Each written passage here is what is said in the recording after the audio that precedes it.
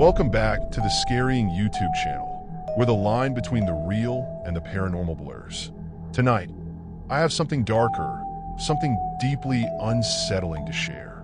The story I'm about to tell you isn't just a tale, it's a chilling, true account passed down over the decades. The events that took place at the old house on Willow Street left a scar on the town, one that never fully healed. Some of the locals say it's just an urban legend, but others know the truth. What happened that Halloween night has never been fully explained, and the house, well, it still stands, waiting for the next unfortunate soul to enter its doors. Now turn down the lights, settle in, and let me take you to a place where fear is more than just a feeling. This is the story of the forgotten house on Willow Street. Before going into the story, please subscribe to my channel. I get motivated to make more scary and horror stories every day. Let the story begin. The forgotten house was always something of a mystery, even long before the events that transpired in the 1950s. Built in the late 1800s, it was once the grandest home in the town, with elegant Victorian architecture and sprawling grounds. But over time, something about the house changed. Families moved in, only to leave suddenly, never offering a reason. By the 1930s, it had stood vacant for years, and whispers began to circulate. People claimed to see lights flickering in the windows at night, even though the electricity had long been cut off. Others swore they saw figures standing at the windows, looking out at the street, only for the figures to vanish when approached. No one dared go near it. Then came the Halloween night in 1953, the night everything changed. Johnny, Billy, Lisa, Tommy, and Sarah were like any other group of kids. They had grown up together, spent their summers riding bikes and exploring the woods near their small town. By the time they reached middle school, they had started to outgrow trick-or-treating. That year, Johnny had come up with the idea that would cement them in the town's dark history. It wasn't enough to just trick-or-treat or go to the local haunted house attraction. Johnny wanted to prove they were brave. He wanted to explore the one place everyone else was afraid to even look at, the forgotten house. Halloween night arrived, and the air had a bite to it, colder than usual for October. A thick fog rolled in just after sunset, blanketing the streets. Johnny was the ringleader, his confidence contagious. Lisa, who had a bit of a crush on Johnny, wasn't about to back down. Billy, Tommy, and Sarah were more reluctant, but peer pressure was a powerful thing. They had all heard the rumors. They knew about the disappearances, the family that supposedly vanished without a trace. Some said it was a murder-suicide, others swore it was something darker, something paranormal. But none of them truly believed those stories, not yet. They met at the corner of Willow Street, flashlights in hand, costumes still clinging to their bodies. The fog wrapped around the trees, creating shadows that seemed to stretch unnaturally long. But the house itself was barely visible at the end of the street. It was shrouded in mist, as though the earth itself was trying to hide it. Johnny led the way, his flashlight cutting through the fog. The others followed, their footsteps crunching on the gravel path that led to the house. When they reached the rusted iron gate, it groaned as Johnny pushed it open. Behind them, the rest of the neighborhood seemed to fade away. It was as if the house existed in its own world, separate from everything else. "Come on," Johnny urged, his voice lower now that they were at the front steps. His bravado was faltering, but he wasn't about to back down in front of his friends. The others hesitated for a moment, looking up at the house. It was taller than it had seemed from the street, its dark windows like empty eyes staring down at them. The porch sagged under the weight of years, the wood rotting and splintering beneath their feet. Lisa shivered, rubbing her arms. "Let's just go in, take a look around, and get out," Billy muttered, his breath visible in the cold air. Johnny nodded and pushed the front door. To their surprise, it opened easily, without so much as a creak. It was as though it had been waiting for them. They stepped inside, one by one, their flashlights sweeping over the dust-covered floors and peeling wallpaper. The house was dead silent, save for the faint sound of their breathing. The air was thick, musty, but there was something else too, something metallic. The smell of rust, or maybe something worse. They explored the first floor cautiously. Old, rotting furniture sat untouched, covered in a layer of grime. An ornate fireplace dominated the living room, its mantel cracked and worn, and in the corner, the grandfather clock stood, frozen at 3:15. No one had lived in this house for years, but there were signs of recent movement, footprints in the dust, chairs slightly askew. "Look at this," Lisa said, pointing to the fireplace. On the bricks above, there were strange symbols carved deep into the stone. None of the kids recognized them, but the sight made their skin crawl. Tommy tried to laugh it off. "Probably just some vandals messing around, right?" "Maybe," Johnny said, but his voice was quieter now. His flashlight flickered, casting shadows that danced along the walls. It was Sarah who noticed the sound first. At the far end of the house, beyond the old dining room, came a soft, rhythmic noise. It was faint, barely there, but unmistakable, the slow creaking of a rocking chair. "Who's in here?" Billy asked, his voice cracking. "Nobody," Johnny snapped, trying to keep his composure. "It's just an old house. Everything creaks." But the noise continued, growing louder as they approached. The kids gathered at the base of the staircase, staring up into the darkness of the second floor. That's when Lisa gasped. A light flickered at the top of the stairs, faint and dim, but unmistakable. It wasn't from any of their flashlights. "There's someone up there," Sarah whispered, grabbing Johnny's arm. For a moment, no one moved. The tension in the air was suffocating. But Johnny, ever the leader, couldn't resist the challenge. "Come on," he muttered, starting up the stairs. The others followed, though none of them wanted to. As they climbed, the creaking of the rocking chair grew louder, filling the house with its eerie rhythm. By the time they reached the top of the stairs, it felt as though the entire house was vibrating with the sound. At the end of the narrow hallway, they found the source. A door, slightly ajar, leading into a small bedroom. Inside, the rocking chair moved, swaying back and forth in the dim light. There was no one sitting in it, no breeze to move it. It rocked on its own, the floorboards creaking under its weight. "Johnny," Lisa started, but she couldn't finish the sentence. Something was wrong, deeply wrong, but none of them could put it into words. Without thinking, Johnny stepped into the room, his flashlight trembling in his hand. The air was colder here, unnaturally so. His breath came out in visible puffs, and for a second, he thought he saw his reflection in the window. Only it wasn't his reflection. There was something standing behind him in the glass, something dark, with eyes that glowed faintly in the dim light. He spun around, but there was nothing there. "Let's get out of here," Billy said, his voice shaking now. He stepped back toward the door, but before he could leave, the door slammed shut with a deafening crash. The kids screamed, banging on the door, trying to pry it open, but it wouldn't budge. The rocking chair stopped. The house was completely silent, except for a sound none of them had noticed before, the soft humming of a woman's voice, echoing from somewhere deep within the walls. It was as if the house itself was singing. Lisa was the first to break down. Tears streamed down her face as she pressed herself against the wall. "I don't want to be here," she sobbed. "We have to get out." Johnny, still trying to maintain control, grabbed the doorknob and yanked with all his strength. Nothing. It was as though the door had fused to the frame. And then, just as suddenly as it had started, the humming stopped. The door creaked open on its own. They didn't wait. In a blur of motion, the group bolted from the room, down the stairs, through the front door, and into the fog-drenched night. They didn't stop running until they reached the safety of the street. Breathless, they collapsed onto the sidewalk, staring back at the house. That's when Billy noticed it. "Where's Lisa?" They all turned, scanning the group.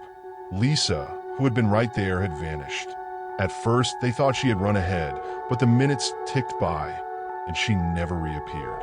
Johnny's heart pounded in his chest as dread began to sink in. The group rushed back to the house, calling her name, searching the darkened rooms. But Lisa was gone. She had been there with them in the room, but now she was nowhere to be found. The police were called, and soon the house was swarming with officers and concerned neighbors. They combed through every inch of the property, but there was no sign of Lisa, no footprints, no torn fabric, nothing. It was as if she had simply vanished into thin air. The kids were questioned repeatedly, each one telling the same story. but the authorities didn't believe them. It didn't help that the only evidence left behind were the wild-eyed accounts of 4 terrified teenagers. The police chalked it up to hysteria, a prank gone wrong, or that Lisa had run away, though her parents swore she would never do that. Search teams combed the woods and fields surrounding the town for days, but after weeks with no sign of her, the search was called off. The house was boarded up, declared a hazard, but still, no one dared go near it. The story of Lisa's disappearance became local legend, and over the years, it faded into one of those dark tales whispered about at Halloween parties, a cautionary ghost story to keep kids away from the old house. For Johnny, Billy, Tommy, and Sarah, however, it was far from just a story. They tried to move on, tried to live normal lives, but something had followed them out of that house. Each one of them felt it. Something had changed. Sarah moved away after high school, hoping distance would make the memories fade. Billy joined the military, escaping the town entirely. Tommy stayed local, but retreated into himself, becoming quiet and withdrawn. And Johnny was never the same. Years passed, and the kids who had ventured into the forgotten house that fateful Halloween night grew up, but the shadow of that night never left them. Johnny, once the bravest of the group, began to drink heavily, his life slowly unraveling.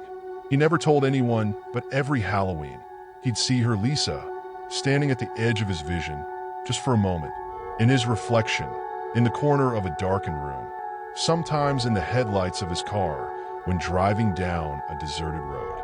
Always watching, always there, but never close enough to reach. The others experienced similar things. Billy wrote letters to Johnny from overseas, describing nightmares where Lisa would come to him, her face pale and cold, her eyes hollow and accusing. Tommy told no one, but he too had seen her, standing outside his window on dark, stormy nights. And Sarah? She never spoke of it again, but the last anyone heard, she had moved far away, living in isolation in a small cabin in the mountains. It wasn't until the 20th anniversary of Lisa's disappearance that Johnny made the decision he had been dreading for years. He was going back to the house. It was Halloween again, and the fog was just as thick as it had been that night all those years ago. The house hadn't changed much, though now it was even more decayed. Weeds and vines had overtaken the porch, the windows were shattered, and the roof sagged ominously. But it still stood like a monument to everything that had gone wrong. Johnny parked his car a few blocks away and walked to the house alone. He had tried to reach out to Billy and Tommy, but neither had responded. They didn't want anything to do with it anymore, and Johnny couldn't blame them. Part of him didn't want to go either, but something was pulling him back, something he had never been able to explain. The door was still there, hanging slightly off its hinges, but when Johnny pushed it, it opened just as easily as it had that night.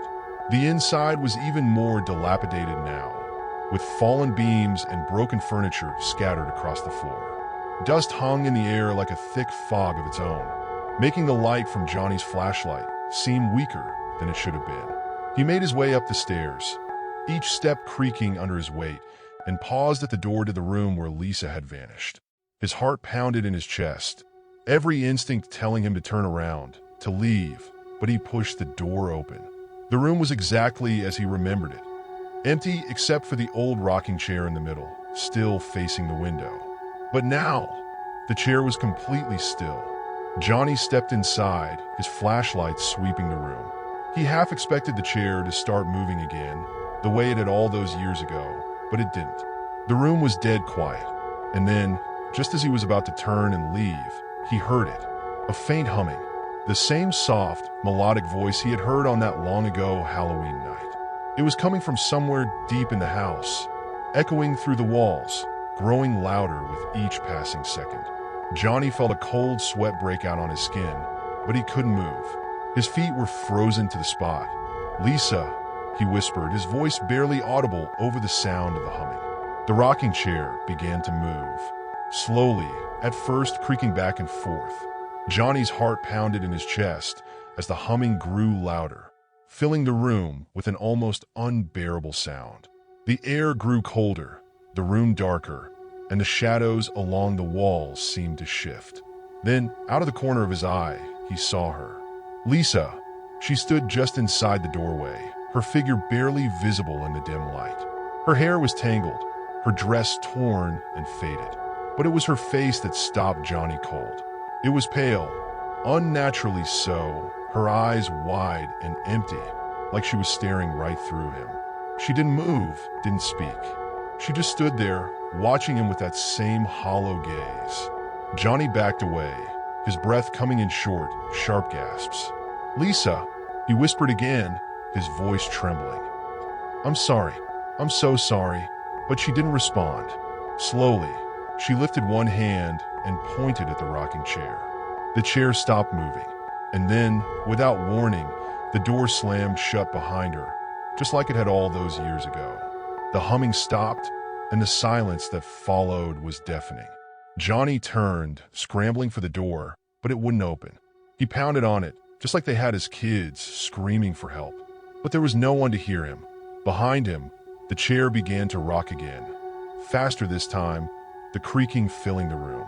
He spun around, and Lisa was gone. In her place was something else, something darker. A shadowy figure, taller than Lisa, its face obscured, stood by the window.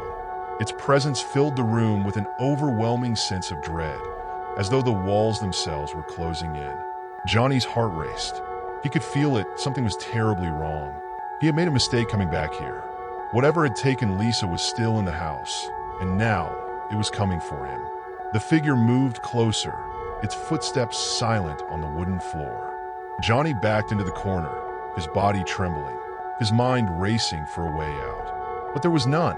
The last thing Johnny heard before everything went black was the sound of the rocking chair, creaking back and forth, faster and faster, as though it were laughing at him.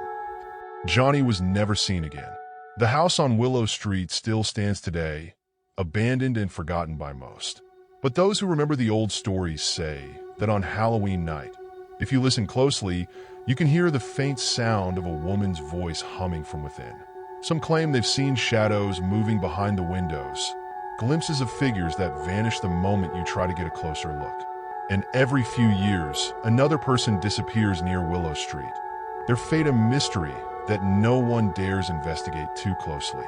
Perhaps they, like Johnny, were drawn back to the forgotten house, unable to resist its call. Or maybe the house itself chooses who to take, waiting patiently, year after year, for its next victim. So, if you're ever near Willow Street on Halloween night, remember the story of the kids who went inside and never came out the same. Because the house, it's still there, waiting. Some places are haunted by memories, others by something much darker. The forgotten house on Willow Street is a reminder that not all stories have an ending. Sometimes they linger, waiting for the right person to step back into the shadows. Thanks for watching, and if you enjoyed this chilling tale, make sure to like, subscribe, and hit the bell for more true horror stories that may just keep you awake at night. Sleep tight if you can,